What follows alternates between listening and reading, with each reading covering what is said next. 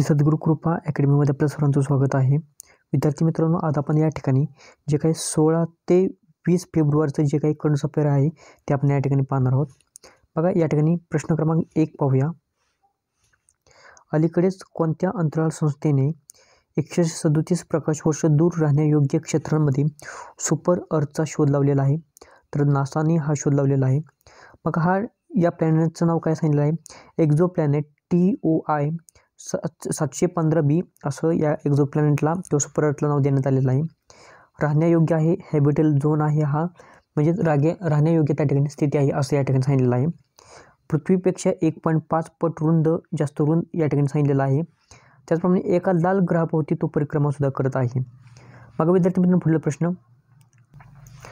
International energy एजन्सीनुसार Bharat हा कधीपर्यंत सर्वाधिक तेल मागणी करणारा देश होणार आहे?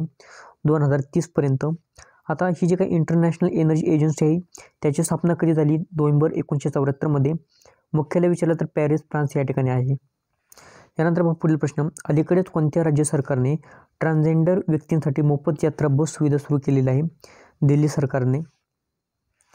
अलीकडेच AIIMSने कॅन्सर ओळखण्यासाठी कोणत्या AI प्लॅटफॉर्म सुरू केलेला आहे? बघा, या ठिकाणी ioncology.ai हा प्लॅटफॉर्म सुरू केलेला आहे. बघा, AIIMSचा फुल फॉर्म काय आहे? All India institute of medical science. याची स्थापना विचारली तर 6 फेब्रुवारी 1956 रोजी झालेली आहे. भारतामध्ये एकूण 23 AIIMS आहेत, भारतामध्ये कार्यरत आहेत. आता आणखीन +2 या दोघांचं काम चालू आहे, हे पण लक्षात ठेवा. परंतु सध्या 23चं काम पूर्ण आहे, म्हणजे 23 सध्या कार्यरत आहेत हे लक्षात ठेवा. अजून 2 पुढे चालू होणार आहेत. पुढील प्रश्न पहा. अलीकडेच पॅरेलाल शर्मा यांना कोणत्या पुरस्काराने सन्मानित करण्यात आलेलं आहे? लक्ष्मीनारायण आंतरराष्ट्रीय पुरस्काराने सन्मानित करण्यात आलेला आहे. सुरुवात 1992 रोजी झालेली आहे. एल सुब्रमण्यम यांच्याद्वारे, डॉक्टर एल सुब्रमण्यम यांच्याद्वारे हे सुरू करण्यात आलेलं आहे. विद्यार्थी मित्रांनो, बघा, पुरस्कार 2024 मधील काही महत्त्वाचे आहेत ते या ठिकाणी पाहूया. लक्ष्मीनारायण आंतरराष्ट्रीय पुरस्कार पॅरेलाल शर्मा यांना देण्यात आलेला आहे. आसाम वैभव पुरस्कार रंजन गोगोई यांना देण्यात आलेला आहे. भारतरत्न पुरस्कार 2024 हा 5 व्यक्तींना देण्यात आलेला आहे. कर्पूरी ठाकूर मरणोत्तर, लालकृष्ण अडवाणी यांना देण्यात आलेला आहे. चौधरी चरण सिंह मरणोत्तर, नरसिंह राव मरणोत्तर, MS स्वामीनाथन मरणोत्तर, अशा प्रकारे 5 व्यक्तींना काही देण्यात आलेले पुरस्कार देण्यात आलेले आहेत. SAFF साफ अंडर-19 महिला चॅम्पियनशिप 2024 कोणी जिंकलेले आहे? तर बघा, या ठिकाणी बघा, हे संस्करण 5वं होतं, आयोजित बांगलादेशने केलेलं आहे आणि 2 ते 8 फेब्रुवारी 2024च्या दरम्यान झालेलं आहे. बघा विद्यार्थी मित्रांनो, बघा, LIC म्युच्युअल फंडची MD आणि CEO म्हणून कोणाची नियुक्ती करण्यात आलेली आहे? रवी कुमार झा यांची नियुक्ती करण्यात आलेली आहे. LICची स्थापना विचारली तर 1956 रोजी झालेली. मुख्यालय मुंबई या ठिकाणी. अध्यक्ष सिद्धार्थ मोहंती हे आहेत. अलीकडेच कोणत्या देशाच्या सर्वोच्च पुरस्काराने पंतप्रधान नरेंद्र मोदी यांना सन्मानित करण्यात आलेला आहे? फिजी आणि पापुआ न्यू गिनी या 2 देशांच्या सर्वोच्च नागरी पुरस्काराने पंतप्रधान नरेंद्र मोदी यांना काय केलेले सन्मानित करण्यात आलेलं आहे. या ठिकाणी पंतप्रधान नरेंद्र मोदी यांचे प्रमुख पुरस्कार 2024 मधील या ठिकाणी पाहूया. कॅम्पेन ऑफ द गोल्ड लोगोहो 2024 हा पापुआ न्यू गिनी या देशाने दिलेला आहे. Campaign of the order of Fiji 2024 हा फिजी या देशाने पंतप्रधानांनी दिलेला आहे. Grand cross of the लिजन of owner 2023 हा फ्रान्सने दिलेला आहे. लोकमान्य टिळक राष्ट्रीय पुरस्कार 2023 हा आपल्या भारताने दिलेला आहे. यानंतर पहा, पलाऊ गणराज्याद्वारे एबकल पुरस्कार 2023 हा पलाऊ देशाने दिलेला आहे. ऑर्डर ऑफ द नाईल 2023 हा इजिप्त म्हणजे मिस्रने दिलेला आहे. नुकतेच फेब्रुवारी 2024 मध्ये विश्व पुतळा मेळावा कुठे आयोजित करण्यात आलेला आहे? नवी दिल्ली या ठिकाणी. 10 फेब्रुवारी 2024 रोजी आयोजित शिक्षण मंत्रालय आणि उद्योग व वाणिज्य मंत्रालयाद्वारे.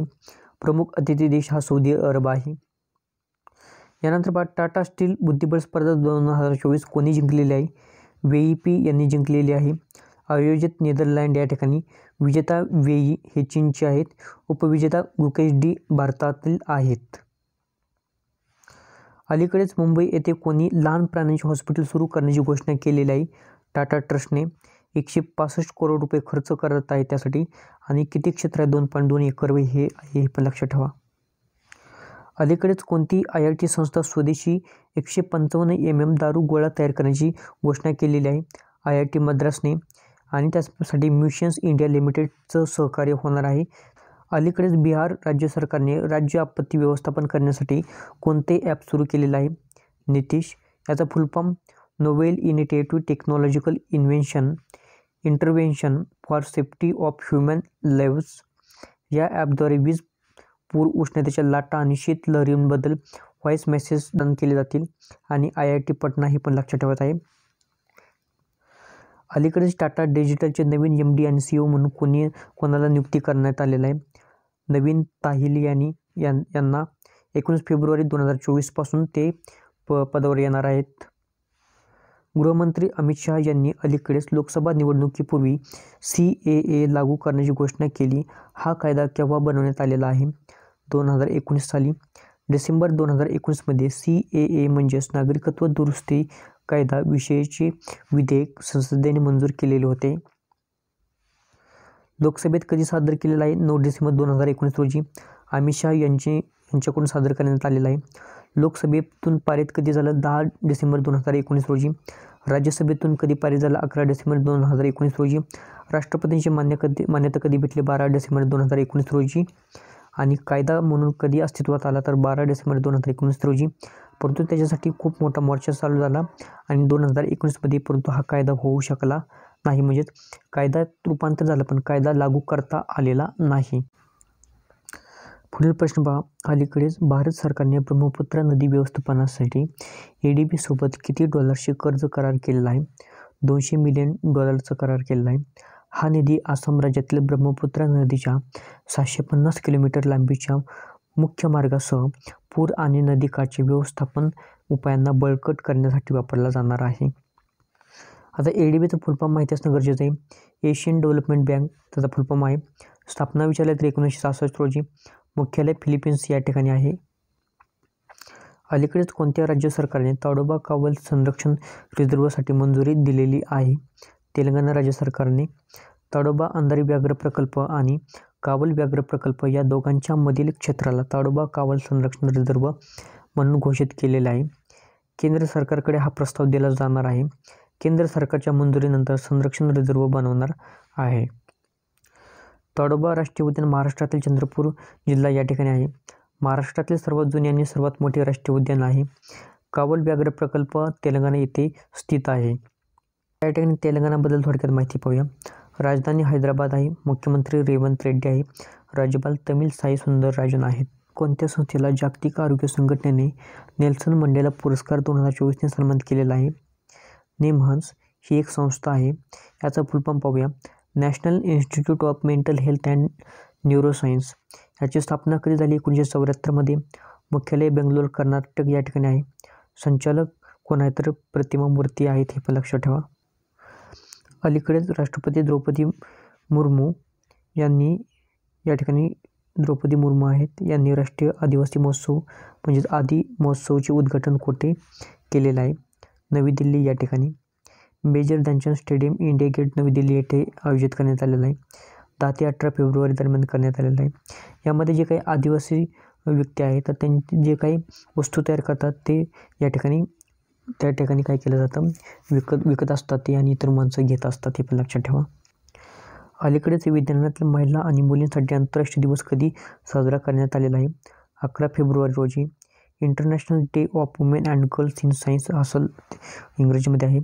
यावर्षी थीम काय आहे? Women's and girls in science leadership new era for sustainability.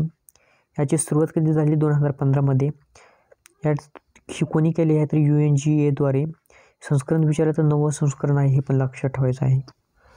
अलीकडेच भारतातील इन्स्टंट पेमेंट प्रणाली UPI कोणत्या देशात सुरू करण्यात आलेली आहे?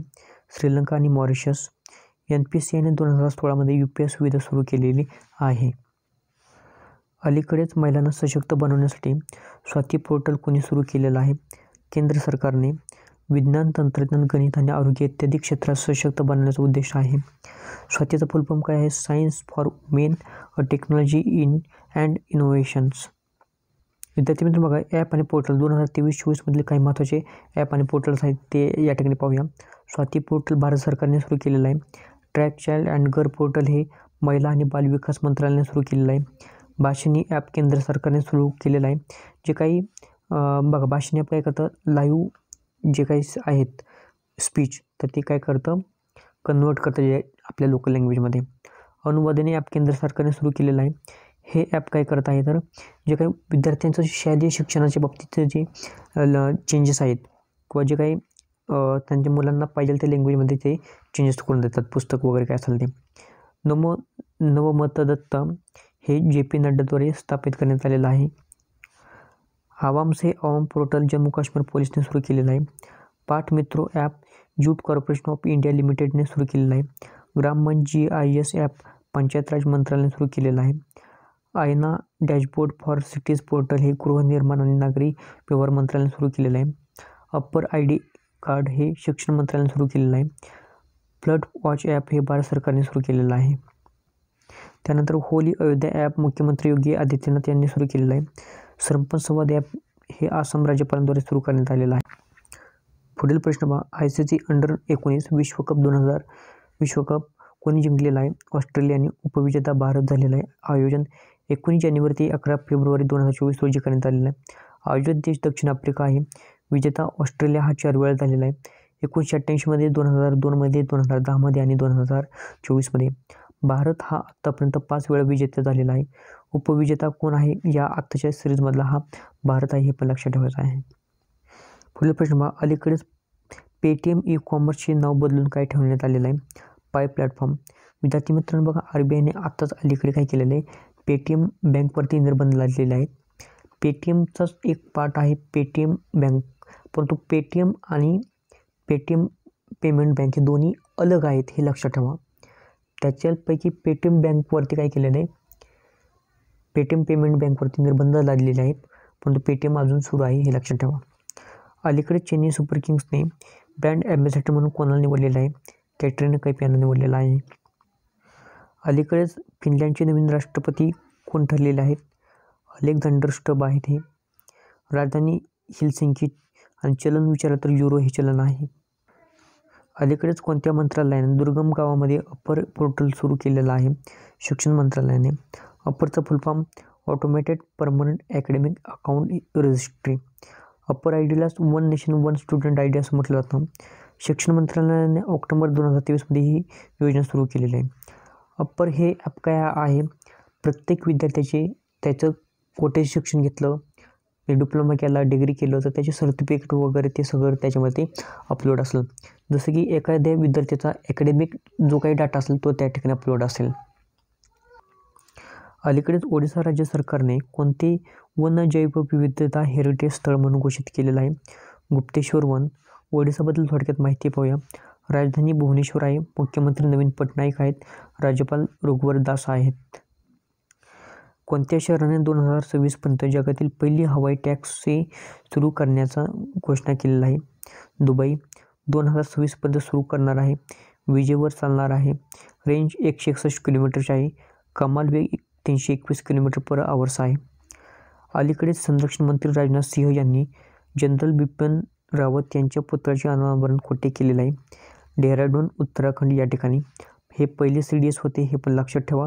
कोण तर जनरल बिपिन रावत हे पहिले CDS आहेत. दक्षिण भारत सांस्कृतिक केंद्र नावाचे संगीत नाटक अकादमीचे प्रादेशिक केंद्र कोठे स्थापन केलेले जाणार आहे? हैदराबाद, तेलंगणा या ठिकाणी. संगीत नाटक अकादमी आहे. स्थापना 1953 रोजी झालेली. मुख्यालय नवी दिल्ली या ठिकाणी आहे. पुढील प्रश्न पहा, इंटरनॅशनल इन्क्लुजन अलायन्स कॉन्फरन्स 2024 कोठे आयोजित करण्यात आलेलं आहे? नवी दिल्ली, भारत या ठिकाणी.